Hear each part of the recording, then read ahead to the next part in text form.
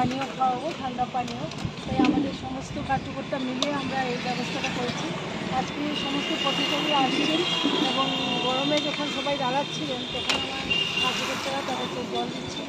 তো আমরাও নিজেকে মনে করছি যে তাদেরকে জল খাইয়ে আমরা ধরি। তো আমি মনে করি যে ওবিসি মোর্চা একটা যে উদ্যোগটা নিয়েছে সেটা আমরা শুধু প্রফেশন হয়ে প্রত্যেকটা জেলা প্রত্যেকটা মণ্ডলে আমরা সেই উদ্যোগটা যাচ্ছি। তো এই গরমের সময় আমরা ইলেকশন আমাদের শেষ, কিন্তু আমরা সারা বছর মানুষের জন্য কাজ করতে চাই, আর তারই একটা ক্ষুদ্র উদ্যোগ আমাদের আছে। অ্যাকচুয়ালি সারাটা বছর মানুষের পাশে থাকতে চাই।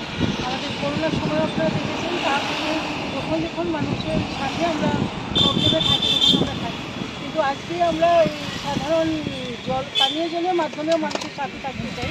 আর আমরা সারাটা বছরই কাজ করি। নির্বাচন আসলো কি গেল সেটা আমাদের বড় উদ্দেশ্য নয়। আমাদের উদ্দেশ্য হচ্ছে মানে সারা বছর প্রতিদিনই মানুষের সাথে থাকা।